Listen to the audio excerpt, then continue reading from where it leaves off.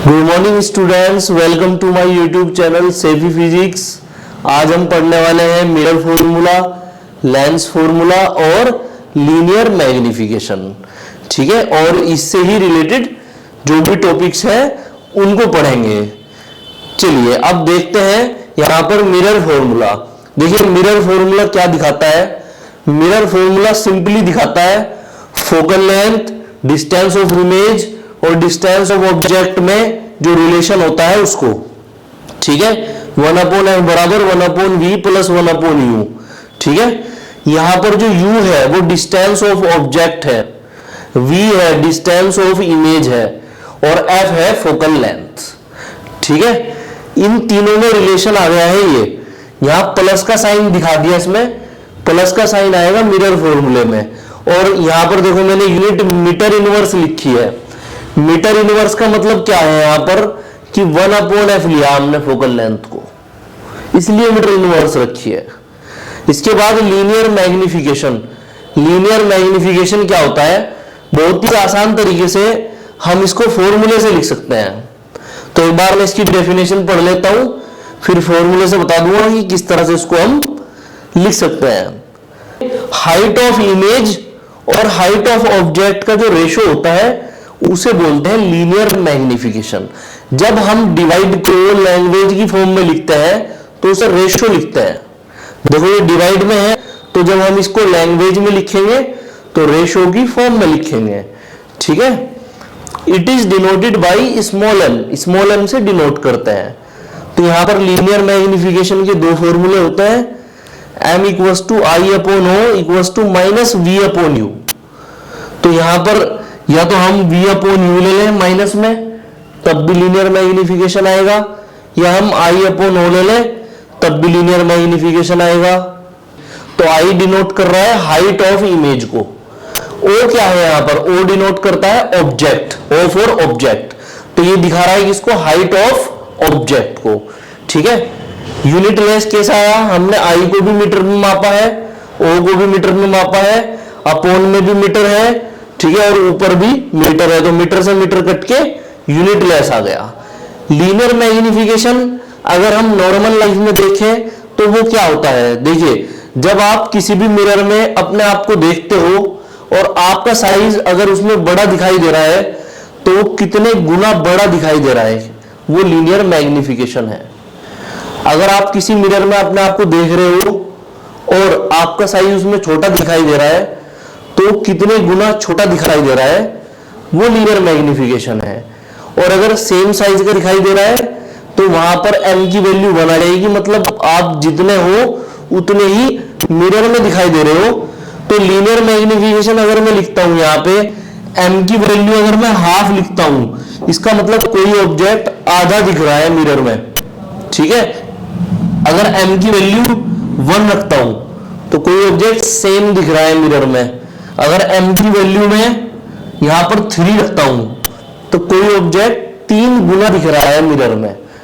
इसके बाद आता है लेंस फॉर्मूला। लेंस फॉर्मूले में और मिरर फॉर्मूले में थोड़ा सा डिफरेंस है। मिरर फॉर्मूले में प्लस का साइन बीच में आया था, लेंस फॉर्मूले में माइनस का साइन आएगा। तो इसका क्या फॉर्मूला होता है, 1/f बराबर 1/v माइनस 1/u। तो माइनस का साइन आ जाएगा।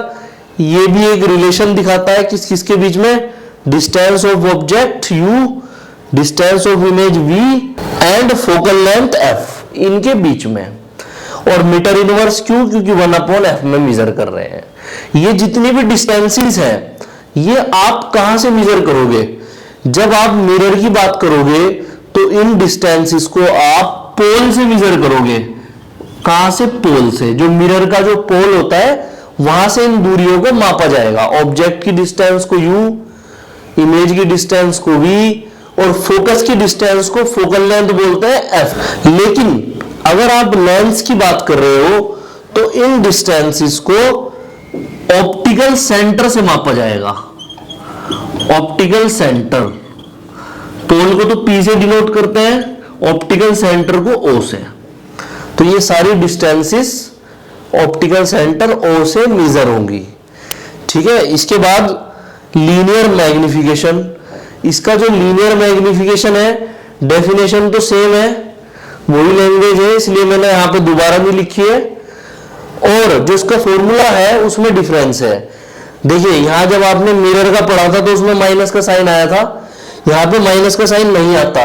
जहां माइनस का साइन नहीं होता वहां पर ऑटोमेटिकली प्लस का साइन होता है। तो यहां पर m equals to I upon O equals to v upon u, ठीक है, प्लस में है टर्म्स। इतना सा डिफरेंस है, वही रेशो है, बस आई और ओ का रेशो, हाइट ऑफ इमेज और हाइट ऑफ ऑब्जेक्ट का रेशो है ये भी, और यूनिट लेस होता है ये भी, सेम एज मिरर का जो मैग्निफिकेशन होता है। देखिए इससे अगला जो टॉपिक है हमारा वो है refraction of light between two transparent medium. तो दो ट्रांसपेरेंट मीडियम के बीच में रिफ्रैक्शन ऑफ लाइट कैसे होता है ये हमें इसमें देखना है, और इसमें इसका फॉर्मूला बनाना भी है, इसमें डेराइव करना है। चलिए एक बार इसकी लैंग्वेज पढ़ लेते हैं पहले। A ray of light comes from one transparent medium air to another transparent medium glass. तो एक रे ऑफ लाइट आती है एक ट्रांसपेरेंट मीडियम एयर से ग्लास में, then it will diverge from its path and bend towards normal. तो ये अपने पाथ से डाइवर्ज हो जाएगी क्योंकि मीडियम चेंज हो रहा है और नॉर्मल की तरफ मुड़ जाएगी। After striking to the plane mirror it will get back through the same path and go away from normal. तो प्लेन मिरर पे टकराने के बाद ये सेम पाथ पे वापस आएगी और नॉर्मल से दूर हट जाएगी। The angle of incidence is i and angle of refraction is small r. Then अब हमें इसका आगे बताना है। तो सबसे पहले हम क्या करते हैं, यहां पे देखिए दो मीडियम बना लो इस तरह से। नीचे हमारे पास ग्लास है ये, ठीक है, और ऊपर वाला जो मीडियम है वो एयर है। ग्लास में ऐसे दिखाओ, ठीक है, ये ग्लास हो गया, ऊपर एयर है, और इसमें एक नॉर्मल बना लो इस तरह से। एक नॉर्मल दिखा दो यहां पे ऐसे, ये नॉर्मल है हमारे पास, ठीक है। यहां पर ये इसका ओरिजिन है और एयर को ने मीडियम स्मॉल n1 मान लो और इसको n2 ग्लास को। तो सीधी सी बात है, जब एयर से ग्लास में जाएगी हल्के से भारी मीडियम में जा रही है, रेयर से डेंसर में जा रही है। एयर रेयर मीडियम है, ग्लास डेंसर मीडियम है, तो रे क्या होगी, बेंड टुवर्ड्स नॉर्मल। तो ऐसा आ गई रे, तो ये सीधे ना जाके क्या होगी, नॉर्मल की तरफ मुड़ जाएगी, ऐसे मुड़ जाएगी। अब इसमें जो आने वाली रे ने जो नॉर्मल से एंगल बनाया वो आई है एंगल ऑफ इंसिडेंस, और जाने वाली रे ने जो नॉर्मल से एंगल बनाया वो आर है एंगल ऑफ रिफ्रैक्शन। ये आगे तक जाके रे, ये आगे तक जाएगी ऐसे, और ये प्लेन मिरर से टकराएगी। अब यहां पर प्लेन मिरर लगा हुआ है, प्लेन मिरर, और फिर ये वापस आएगी, ठीक है। प्लेन मिरर से टकराएगी, अब ये वापस आएगी इस तरह से, ऐसे वापस आएगी। जब ये वापस आएगी तो ये कहां से कहां जा रही, ग्लास से एयर में जा रही है, डेंसर से रेयर मीडियम में जा रही है। तो अब ये सीधे ना जाके क्या होगी, गो अवे फ्रॉम नॉर्मल, नॉर्मल से दूर हटके जाएगी, ऐसे इस तरह से जाएगी नॉर्मल से दूर हटके, ठीक है। तो हमें इन चीजों को देख के इससे फॉर्मूला बनाना है। तो क्या करते हैं, इसमें सिंपली लो लगाते हैं, इसमें by Snell's law. Snell's law क्या है, ये लॉ ऑफ रिफ्रैक्शन का सेकंड लॉ है। तो स्नेल्स लॉ के द्वारा हम इसको सोल्व करेंगे। अभी स्नेल्स लॉ कहां से कहां के लिए लगा रहे हैं, एयर टू ग्लास। जब रे एयर से ग्लास में जा रही है, हल्के से भारी मीडियम में जा रही है, तो उसको कैसे करेंगे, n1 से n2 में जा रही है, तो हम इसको कैसे लिखेंगे, 1 and 2, ठीक है। सेकंड मीडियम का रिफ्रैक्टिव इंडेक्स फर्स्ट के रेस्पेक्ट में, तो 1 and 2, क्योंकि 1 से 2 में जा रही है रे, इक्वल्स टू साइन आई क्या है, angle of incidence, upon sine r क्या है, एंगल ऑफ रिफ्रैक्शन, इक्वल से रे जाएगी एयर में, ग्लास टू एयर, ठीक है। ग्लास टू एयर वाला केस है। अब उल्टी जा रही है प्लेन मिरर से टकरा के इधर, तो अब ध्यान से समझो कि आर पहले आएगा, तो एंगल ऑफ इंसिडेंस जहां पे लिखते थे उसकी जगह पे तो आएगा आर, और स्मॉल आई आएगा बाद में। एक बार ध्यान से समझ लो, जब ग्लास से एयर में जा रही है रे, तो यहाँ पे पहले स्मॉल आर आ रहा है, तो आई जो है एंगल ऑफ इंसिडेंस उसकी जगह स्मॉल आर आ गया, और बाद में आई आ रहा है, जो आर जो है एंगल ऑफ रिफ्रैक्शन उसकी जगह पर आई आ रहा है, ठीक है। तो ये पहले आ रहा, वो बाद में, तो ऊपर जब हम साइन में लिखेंगे इसे लिखेंगे, नीचे साइन में से लिखेंगे, क्योंकि पहले वो आ रहा है बाद में वो आ रहा है। और रे कहां से कहां जा रही है, दूसरे से पहले मीडियम में जा रही है, टू टू फर्स्ट, ठीक है। तो इसको हम कैसे सोल्व करेंगे, देखो टू टू फर्स्ट जा रही है, तो मतलब पहले का दूसरे के रेस्पेक्ट में रिफ्रैक्टिव इंडेक्स लेंगे 2n1, दूसरे से पहले में, इक्वल्स टू साइन आर पहले आ रहा है अपॉन साइन आई बाद में आ रहा है। इक्वेशन नंबर क्या हुई है, 2 आ गई। इक्वेशन नंबर 2, दोनों को मल्टीप्लाई कर दो, मल्टीप्लाई इक्वेशन 1/2, ठीक है। पहली इक्वेशन को दूसरे से मल्टीप्लाई कर लो, तो 1 and 2 multiply 2 and 1 sine i upon sine r upon sine i, ठीक है। इससे साइन आई से साइन आई कट गया, साइन आर से साइन आर 1 टाइम्स कट रही है, 1 बन गया 1, तो हमारे पास आंसर क्या आ गया, 1 and 2 multiply 2 and 1 equals to 1, ऐसे लिख लेंगे, या इसको 2 and 1 को अपॉन में ले जाओ, तो एक फॉर्मूला तो यही बन गया इसका, या हम 2 and 1 को अपॉन में ले जाएंगे, तो 1 and 2 equals to 1 upon 2 and 1, एक फॉर्मूला ये बन गया इसका। और भी फॉर्मूले इसके बन सकते हैं, वो कैसे, और भी फॉर्मूले इसके बन सकते हैं, वो कैसे, देखिए 1 कौन सा मीडियम है, एयर को स्मॉल ले लिख दूं, और 2 कौन सा मीडियम है, ग्लास, तो 2 को स्मॉल जी लिख दूं, ऐसे लिख दूं। तो जहां पर 1 आ रहा वहां पर तो स्मॉल ए लिख दो एयर, और जहां पर 2 आ रहा है वहां पर स्मॉल जी लिख दो ग्लास। तो उसको कैसे लिख लेंगे, 1 की जगह ए, 2 की जगह जी, मल्टीप्लाई 2 की जगह जी, 1 की जगह ए इक्वल्स टू 1। एक तो ये बन गया फॉर्मूला। दूसरा फॉर्मूला क्या बन गया, 1 की जगह ए, 2 की जगह जी इक्वल्स टू 1 अपॉन 2 की जगह जी, 1 की जगह ए। दूसरा फॉर्मूला ये बन गया। इसको जब आप पढ़ोगे तो कैसे पढ़ोगे, 1 and 2 को हम लिखते हैं क्या, refractive index of medium 2 with respect to medium 1,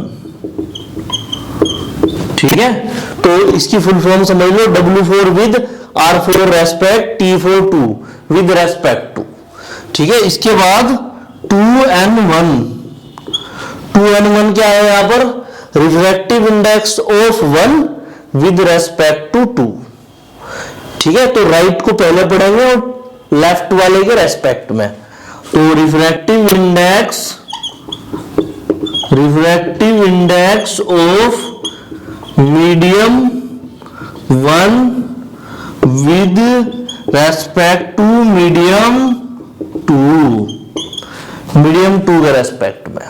ऐसे ही जब ANG लिखूंगा तो ANG में भी आप राइट को लेफ्ट के रेस्पेक्ट में पढ़ोगे। तो अगर मैं यहां पर ANG लिख रहा हूं तो इसका क्या मतलब है ग्लास का रिफ्रैक्टिव इंडेक्स है एयर के रेस्पेक्ट में, रिफ्रैक्टिव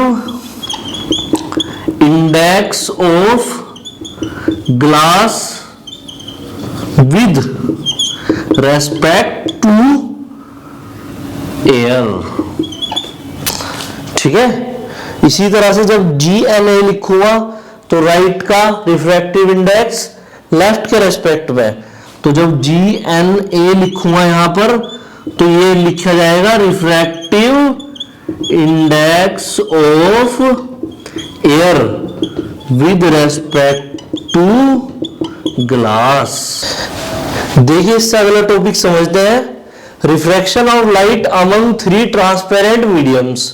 वहां पे हमने रिफ्रैक्शन ऑफ लाइट पढ़ा था 2 ट्रांसपेरेंट मीडियम के बीच में, और यहां पर पढ़ रहे हैं 3 ट्रांसपेरेंट मीडियम के बीच में रिफ्रैक्शन ऑफ लाइट कैसे होगा, और उसका फॉर्मूला भी हमें डेराइव करना है इसमें। तो वो देख लेते हैं, इसमें लैंग्वेज पढ़ लेते हैं इसकी। When language में क्या दिया गया है, there are 3 transparent mediums, air, water and glass are placed near to each other। Air से वाटर में एक दूसरे के हल्के से भारी मीडियम में आती है, 3 नॉर्मल की तरफ मुड़ जाती है। And when it enters from water to glass, then it will bend towards normal again। और जब ये एंटर करती है वाटर से ग्लास में तो फिर दोबारा से ये नॉर्मल की तरफ मुड़ जाएगी, क्योंकि वाटर के कंपैरिजन में ग्लास एक भारी मीडियम है। ठीक है, एयर से भारी कौन है, वाटर, और वाटर से भारी है ग्लास, तो इसलिए वो दोबारा से नॉर्मल की तरफ मुड़ get back to the same path and it will go away from normal in both cases, glass to water and water to air. Then तो प्लेन मिरर से टकराने के बाद वो रे सेम पाथ पे वापस जाएगी, चाहे वो ग्लास से वाटर में जा रही हो तब भी सेम पाथ पे वो वापस जाएगी। ठीक है, नॉर्मल से दूर हटेगी क्योंकि ग्लास से हल्का होता है वाटर, तो भारी से हल्के मीडियम में जा रही है। और जब वो वाटर से एयर में जाएगी तब भी नॉर्मल से दूर हटेगी, क्योंकि अब फिर अगेन वाटर से हल्का मीडियम एयर है, तो वो भारी से हल्के मीडियम में जा रही है, तो नॉर्मल से दूर हट रही है। ठीक है, उसके बाद देखते हैं, इसमें डायग्राम बना लेते हैं। डायग्राम में एक काम करते हैं, ये सबसे ऊपर हमने वाटर ले लिया, ये वाटर है, ठीक है, ये वाटर हो गया। इसके बाद इसके नीचे हमने ये ग्लास ले लिया, ये हमारे पास ग्लास है, ये हो गया ग्लास, ये हो गया वाटर, और जो ऊपर वाला मीडियम है हमारे पास वो हो गया एयर। ये बाहर सारे में सब क्या है, एयर है। इस तरह से 3 मीडियम ले लो सबसे पहले आप इसमें, एयर, वाटर, ग्लास। अब रे को हम बाहर से अंदर की तरफ लेके आएंगे, तो यहां से ऐसे एक नॉर्मल बना लो, ये N1 है नॉर्मल, और रे आ रही है कहां से, एयर से वाटर की तरफ। तो एयर से जब वाटर की तरफ आएगी तो सीधे ना जाके बेंड टुवर्ड्स नॉर्मल, नॉर्मल की तरफ मुड़ गई। ठीक है, अब दूसरा नॉर्मल बना लो, यहां पर एक और नॉर्मल है N2 है नॉर्मल। अब रे यहां पे सीधे ना जाके बेंड टुवर्ड्स नॉर्मल, नॉर्मल की तरफ फिर मुड़ जाएगी, क्योंकि अब वाटर से ग्लास में जा रही है, फिर हल्के से भारी मीडियम में जा रही है, तो नॉर्मल की तरफ फिर मुड़ गई। ठीक है, मुड़ गई इस तरह से। अब यहां पर नॉर्मल N3 बना लो, N3 नॉर्मल है यहां पर, और यहां पे भी रे सीधे ना जाके गो अवे फ्रॉम नॉर्मल, नॉर्मल से दूर चली जाएगी। ठीक है, इस तरह से बना लेंगे यहां पे। और अब इसमें एक चीज एक समझ लो कि हम एयर को क्या मीडियम मानेंगे, यहां पर वाटर को क्या, ग्लास को क्या। तो एयर को मैं मीडियम N1 लिख लेता हूं, वाटर को N2, ग्लास को N3। तीनों में क्या डिफरेंस है वो समझ लो। N1 सबसे हल्का मीडियम है, उससे भारी मीडियम N2 है वाटर, ये एयर है फिर वाटर, और N3 मतलब ग्लास उससे भारी है। या मैं इसको ऐसे लिख सकता हूं, 1 की जगह पर A लिख सकता हूं, 2 की जगह पर मैं W और 3 की जगह पर G लिख सकता हूं। तो इसको मैं ऐसे लिख सकता हूं, ठीक है। ये क्या हो गया Na, ये वाला मीडियम NW और ये Ng, ठीक है। Ng हो गया ये सबसे भारी मीडियम, सबसे डेंसर इसमें ग्लास है। अब इसमें आगे बढ़ते हैं, ये उसी उत्पाद पे वापस कैसे आएगी वो समझ लेते हैं एक बार। उससे पहले तो भाई इसमें क्या करते हैं, यहां पर प्लेन मिरर लगा दो नीचे, यहां पर प्लेन मिरर इस तरह से लगा दिया, प्लेन मिरर है, ठीक है। ये प्लेन मिरर लग गया, इन एंगल्स के नाम दे दो। एक चीज और समझ लो यहाँ पे कि सेम मीडियम में सेम एंगल होता है। अगर कोई रे रिफ्रैक्ट हो रही है और वो वाटर के वाटर में हो रही है तो वाटर में उसका सेम एंगल होगा, ग्लास में सेम होगा, और ऐसे ही एयर में भी सेम होगा। तो यहां पर एक बात क्लियर समझ लो कि same medium forms same angle. तो सेम मीडियम फॉर्म्स करते हैं क्या, सेम एंगल्स को फॉर्म करते हैं।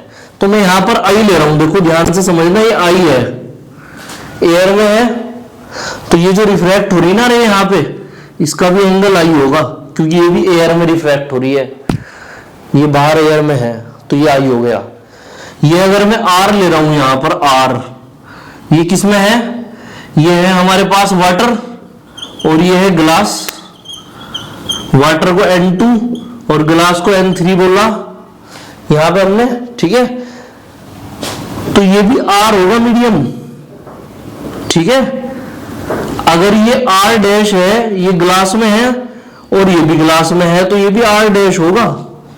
इस तरह से मीडियम समझ लेंगे। तो रे जब वापस आएगी तो आते वक्त तो क्या हुआ कि नॉर्मल की तरफ बेंट हो गई, जब रे वापस जाएगी तो गो अवे फ्रॉम नॉर्मल, नॉर्मल से दूर हटती चली जाएगी, ऐसे वापस जाएगी, ऐसे इस तरह से नॉर्मल से दूर हटती चली गई ऐसे, और रे बाहर निकल जाएगी। अब इसमें हम इसका फॉर्मूला फॉर्मेशन देख लेते हैं। देखो एक बात समझ लो यहां पे कि हम स्नेल्स लॉ लगाएंगे अलग अलग तरीके से, वहां पर हम स्नेल्स लॉ लगा के फॉर्मूला डिराइव करेंगे।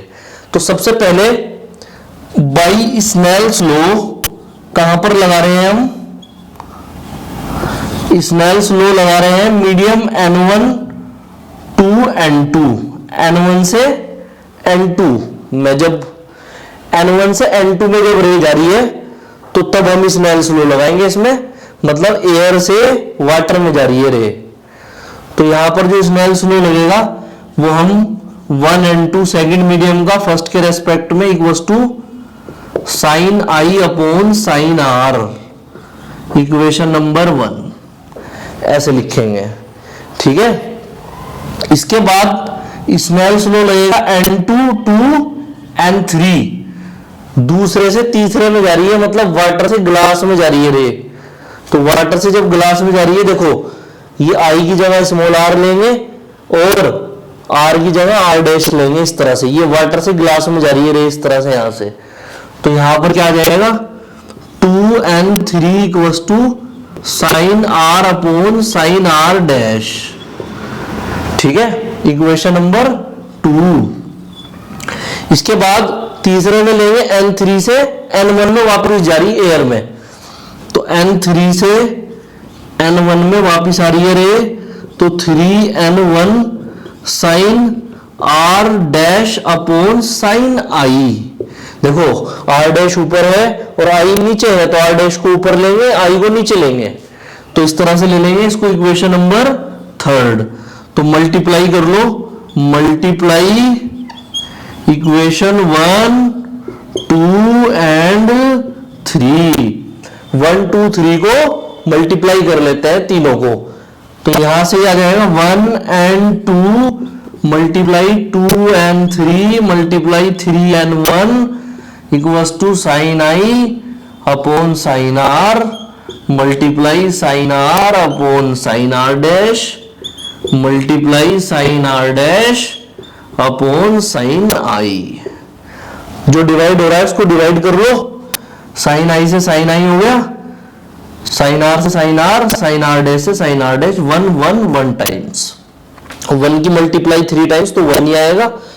तो हम इसको लिख सकते हैं 1 and 2, 2 and 3, 3 and 1 equals to 1। ये आंसर आ गया हमारे पास। तो बन गया ये।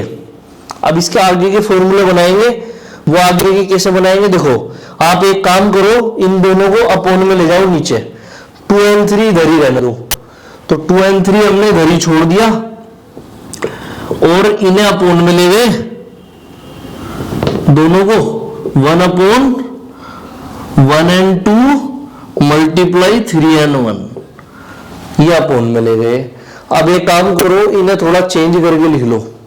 चेंज करके कैसे लिखोगे, 3 and 1 अपोन में है तो ये ऊपर जाके क्या हो जाएगा, 1 and 3 हो जाएगा। 3 and 1 ऊपर जाके 1 and 3, तो 2 and 3 इक्वल्स टू ऊपर जाके हो गया 1 and 3, ठीक है, और 1 and 2 नीचे है ही। तो एक फॉर्मूला क्या बन गया हमारे पास, अगर 2 and 3 का रिफ्रैक्टिव इंडेक्स निकालना है तो राइट वाली टर्म जो 3 है वो ऊपर, लेफ्ट वाली जो 2 है वो नीचे, और 1 के रेस्पेक्ट में लिखेंगे उन्हें, ठीक है। अब हम इसको थोड़ा सा चेंज करके लिख सकते हैं। कैसे चेंज करके, ऐसे लिख सकते हैं कि पहला जो 1 मीडियम है वो 1 क्या है, एयर है, एयर का ए लिख लेंगे। जो 2 मीडियम है, जो दूसरा मीडियम है वो वाटर है, वाटर का डब्ल्यू लिख लेंगे। और जो 3 मीडियम है, जो ग्लास है, ग्लास का जी लिख लेंगे। ऐसे लिख लेंगे इसको। तो हम इसको जब बनाएंगे तो कैसे बनाएंगे, 2 की जगह पर डब्ल्यू, 3 की जगह पर जी, ठीक है, 1 की जगह पर ए, 3 की जगह पर जी, ठीक है, 1 की जगह पर ए और 2 की जगह पर डब्ल्यू। इसको ऐसे बना के लिखेंगे हम। और रिफ्रैक्टिव इंडेक्स यूनिटलेस होता है, कहीं पे भी आएगा, हर जगह पर यूनिटलेस होगा, ठीक है, ये भी यूनिटलेस है, सब ये यूनिटलेस होगा जहां पे भी होगा रिफ्रैक्टिव इंडेक्स। ये वाला फॉर्मूला तो हमने ऐसे चेंज कर लिया, इस वाले को भी सेम ऐसे ही चेंज कर सकते हैं। तो जहां पर 1 आ रहा है, 1 की जगह पर ए, 2 की जगह पर डब्ल्यू, 2 की जगह पर डब्ल्यू, 3 की जगह पर जी, 3 की जगह पर जी, 1 की जगह पर ए इक्वल्स टू 1, ऐसे लिख लेंगे और यूनिटलेस होगा ये भी, ठीक है। और पढ़ेंगे कैसे इसको, पढ़ने का तरीका ये है इसको कि जैसे आप यहाँ पे 1 and 2 ले रहे हो फॉर एग्जाम्पल, तो 1 and 2 को कैसे पढ़ेंगे, दूसरे मीडियम का पहले के रेस्पेक्ट में रिफ्रैक्टिव इंडेक्स, राइट से लेफ्ट, ठीक है, राइट वाले का लेफ्ट के रेस्पेक्ट में। तो हम इसको ऐसे लिख सकते हैं, refractive index of medium 2 with respect to first, ठीक है। इसी तरह से अगर आप ये लिखोगे 2 and 3, तो तीसरे का दूसरे के रेस्पेक्ट में, तो 2 and 3 को कैसे पढ़ोगे आप, 2 and 3 refractive index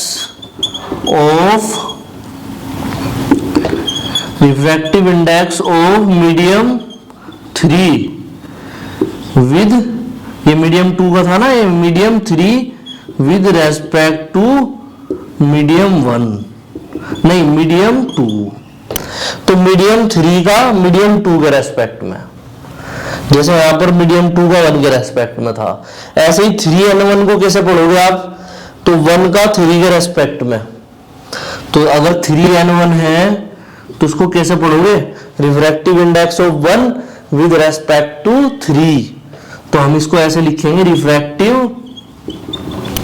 index of 1 with respect to medium 3, ठीक है, 3 के रेस्पेक्ट में। अब एक बात समझ लो, अगर यहाँ पे W आ रहा है, A आ रहा है, तो इसको हम वाटर का एयर के रेस्पेक्ट में पढ़ेंगे, इसको हम ग्लास का वाटर के रेस्पेक्ट में पढ़ेंगे, और इसको हम एयर का ग्लास के रेस्पेक्ट में पढ़ेंगे। देखिए हमने रिफ्रैक्टिव इंडेक्स को स्नेल्स लॉ में भी पढ़ा था, और अभी हमने इसके 2 डेरिवेशन किए हैं, 2 ट्रांसपेरेंट मीडियम के लिए और 3 ट्रांसपेरेंट मीडियम के लिए। अब आगे देखते हैं रिफ्रैक्टिव इंडेक्स को एक सिंपल डेफिनेशन में ये होता क्या है। तो एक बार इसकी डेफिनेशन पढ़ देता हूं मैं पहले। The ratio of speed of light in air और vacuum and speed of light in medium is called refractive index. दोनों का रेशो होता है रिफ्रैक्टिव इंडेक्स और इसको स्मॉल एन से डिनोट करते हैं। ठीक है, स्मॉल एन बराबर c upon v. C upon v, c को बोलते हैं हम speed of light, speed of light in air और वैक्यूम, एयर या वैक्यूम में। ठीक है, कितनी होती है 3×10⁸ मीटर पर सेकेंड। वैक्यूम में होती है 3×10 मीटर पर सेकेंड और अप्रोक्सीमेटली लगभग इतनी ही इक्वल होती है एयर में भी। एयर में भी 3×10⁸ मीटर पर सेकेंड। ठीक है, इसके बाद वी जो होता है यहां पर speed of light in medium. ये अलग अलग मीडियम में है, ग्लास में अलग होगी, वाटर में अलग होगी, डायमंड में अलग होगी, इस तरह से। तो यहां पर n बराबर c अपॉन वी, दोनों का रेशो। c क्या है यहां पर, इसको भी मीटर पर सेकंड में मापते हैं और v ये भी मीटर पर सेकंड में मापते हैं।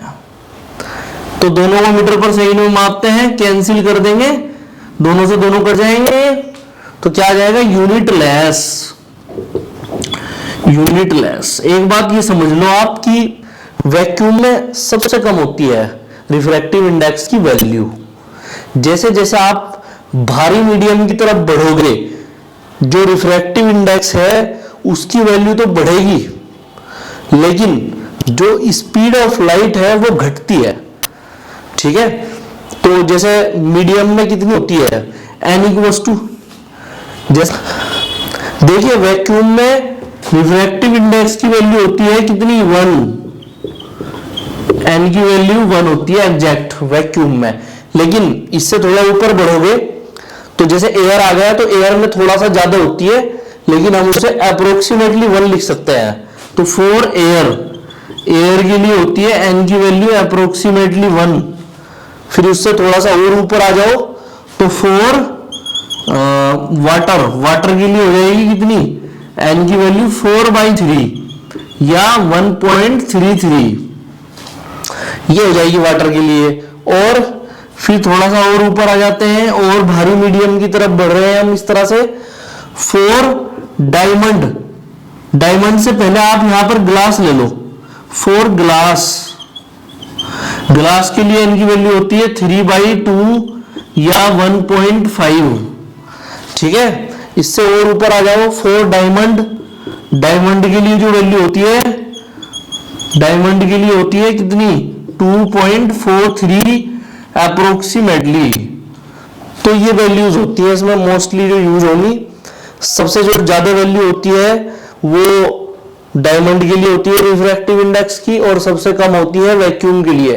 तो वैक्यूम में स्पीड ऑफ लाइट सबसे ज्यादा, और जैसे आप बढ़ोगे ना भारी मीडियम की तरफ तो स्पीड ऑफ लाइट घटती चली जाएगी।